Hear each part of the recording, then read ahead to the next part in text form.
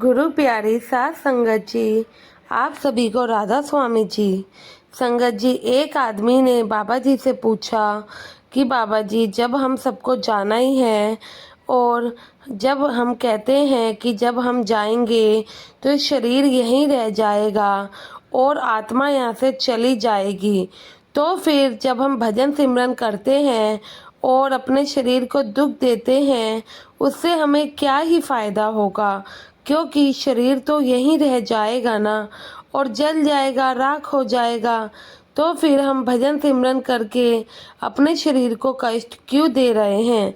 इस पर हमारे बाबा जी ने बहुत ही प्यारा जवाब दिया और कहा कि बेटा, जब आप दूध पीते हो तो दूध को किसी बर्तन में ही तो डालकर गर्म करते हो, इसलिए क्योंकि दूध बिना बर्तन के गर्म नहीं हो सकता। जब तक बर्तन आग पर नहीं जलेगा, तपेगा, तब तक दूध कैसे गर्म होगा। उसी तरह शरीर में जब दर्द होगा तभी तो हमारी आत्मा तृप्त होगी। इसी प्रकार शरीर से होकर ही भजन सिमरन आत्मा तक पहुंचता है। एक वैद्य जी थे और उनकी पत्नी थी। उनकी पत्नी की आदत थी, जो भी घर का सामान उन्हें चाहिए होता था वह उन्हें मैसेज कर कर बता देती थी। जब वैद्य जी दुकान पर जाते थे तो सबसे पहले सदगुरु जी का नाम लेते थे और उनकी पत्नी ने जो भी मैसेज पर लिखा होता था उसका भाव देखते थे, उसका हिसाब करते। फिर सदगुरु से प्रार्थना करते, हे बाबा जी, मैं तो आपके ही आदेश के अनुसार भजन सिमरन छोड़ के यहाँ दुकान आकर बैठा हूँ। वैद्य जी कभी भी अपने मुंह से किसी भी रोगी से फीस नहीं मांगते थे। जो कोई जो देता था और वह ही रख लेते थे, कई लोग नहीं भी देते थे। बस एक बात निश्चित थी कि जैसे ही उस दिन के जरूरी सामान खरीदने योग्य पैसे पूरे होते थे, वह उसके बाद किसी से पैसे नहीं लेते थे, चाहे मरीज गरीब हो या अमीर हो। एक दिन वैद्य जी ने दुकान खोली, बाबा जी को जाकर माथा टेका, जरूरी सामान का मैसेज देखा तो वो मैसेज देखते ही रह गए और अपनी आंखों के सामने उनके तारे चमकने लगे, क्योंकि आटा, दाल, चावल, इन सब के अलावा उनकी पत्नी ने लिखा था, बेटी की शादी है 20 तारीख को, उसके दहेज का सामान। वह कुछ देर सोचे और बाकी चीज़ों की कीमत लिखने के बाद दहेज का सामान लिख दिया। यह काम बाबा जी का है, वह ही देखेंगे।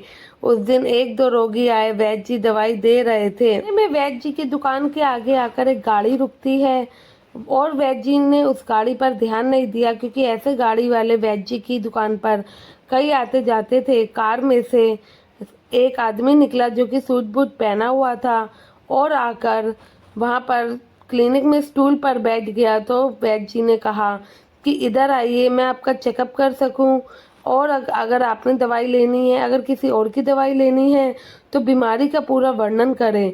तो वह साहब कहने लगे, वैद्य जी, आप मुझे पहचाना ही नहीं, मेरा नाम मदन है। आज से 15-16 साल के बाद मैं आपकी दुकान पर आया हूँ। मैं आपको अपनी पिछली मुलाकात का हाल सुनाता हूँ, शायद फिर आपको सारी बातें याद आ जाएंगी। जब मैं पहली बार यहाँ आया तो मैं खुद नहीं आया था, मुझे सदगुरु जी ने आपके पास भेजा था, क्योंकि बाबा जी ने मुझ पर दया मेहर की थी। वह मेरा घर आबाद करना चाहते थे। मैं कार में से घर जा रहा था, बिल्कुल आपकी दुकान के सामने आकर मेरी कार पंचर हो गई और ड्राइवर कार का पहिया उतारकर पंचर लगवाने चला गया और आपने देखा कि मैं कार के पास गर्मी में खड़ा हूँ, तो आपने इशारा कर कर मुझे बुलाया और कहा कि इधर आइए, कुर्सी पर बैठ जाइए। मैंने पानी भी पिया। बस इतनी गर्मी में आपने मेरी मदद करी तो मैं आपका शुक्रगुजार ही कर रहा था। पर मैं कुर्सी पे बैठा तो मैंने देखा कि एक छोटी सी बच्ची थी जो कि मेज के पास खड़ी थी और आपको बार बार कह रही थी कि पापा, मुझे भूख लगी है, चलिए ना। और आप उनसे कह रहे थे, बेटा थोड़ा धीरज रखो, चलते हैं। मैं यही सोच के उस दिन मन ही मन परेशान हो रहा था कि मैं आपके पास आकर बैठा हूँ, मेरी वजह से आप खाना खाने तक नहीं जा पा रहे हैं और मुझे आपसे कोई दवाई खरीद लेनी चाहिए ताकि आप मेरे बैठने का भार महसूस ना करें। तो मैंने कहा, वैद्य जी, मैं पिछले कई साल से लंदन में रह रहा हूँ। लंदन जाने से पहले मेरी शादी हो गई थी, लेकिन अब तक बच्चे नहीं हैं। यहाँ भी इलाज करवाया और वहाँ लंदन में भी, लेकिन किस्मत में निराशा के अलावा कुछ नहीं मिला। आपने कहा आप निराश ना हो, उसके घर किसी चीज़ की कमी नहीं है। आस औलाद, धन दौलत, सुख दुख, सब जीवन मृत्यु सब उसी के हाथ में है, यह किसी डॉक्टर के हाथ में नहीं और ना ही किसी दवा में होता है। जो कुछ होना है उस कुल मालिक के हुक्म से होता है। औलाद देनी है तो उसी ने देनी है। मुझे याद है आप बातें करते जा रहे थे और साथ में पुड़िया भी बनाते जा रहे थे। सभी दवा आपने 2 भागों में बांटकर 2 अलग-अलग लिफाफों में डाल दी।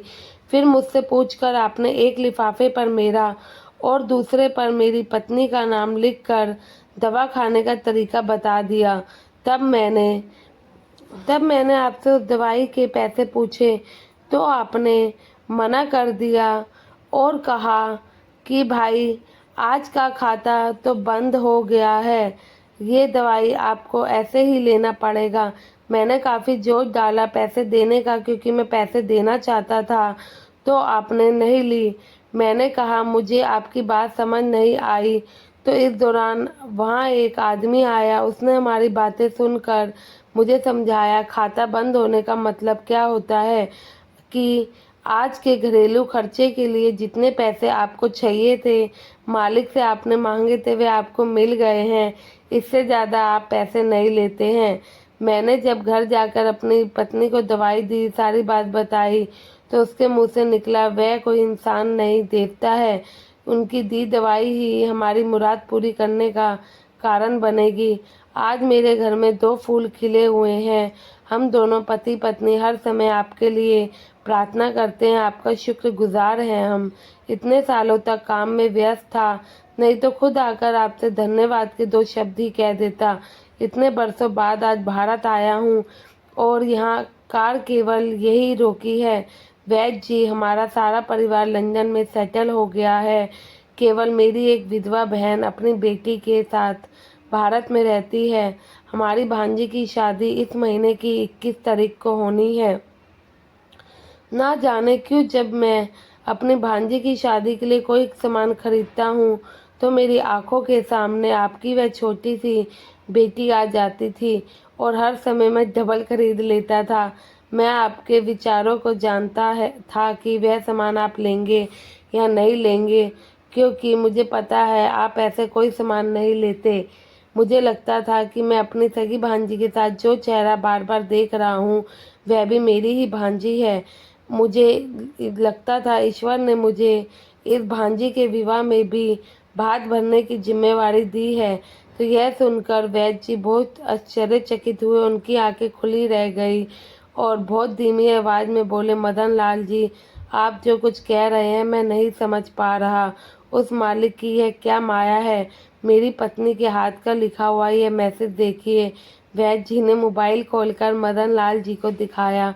वह उपस्थित सभी लोग यह देखकर हैरान रह गए कि दहेज का सामान के सामने लिखा हुआ था, यह काम बाबा जी का है, बाबा जी ही जाने।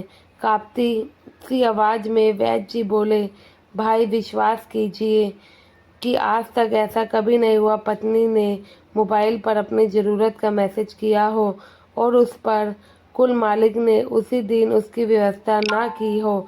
आपकी बातें सुनकर तो लगता है उस कुल मालिक को पता होता है कि किस दिन मेरी पत्नी क्या चाहती है या क्या लिखने वाली है। इसके अलावा आप इतने दिन पहले ही सामान खरीदवाना शुरू ना करवा दिया होता। बाबा जी बोले, वह दातिया तू बड़ा ही महान है। मैं हैरान हूँ तू कैसे कैसे अपने रंग और फिर दिखाता बाबा है। जी को शुक्र अदा करने लगे। गुरु प्यारी साध संगत जी, हमारे सदगुरु तो जानते ही हैं हमें क्या चाहिए क्या नहीं, लेकिन हम ही उनके आदेशों का पालन नहीं करते हैं। आशा है साखी पसंद आई होगी। अपने ही चैनल को सब्सक्राइब करके चैनल का हिस्सा ज़रूर बने। गुरु प्यारी साध संगत जी, राधा स्वामी जी।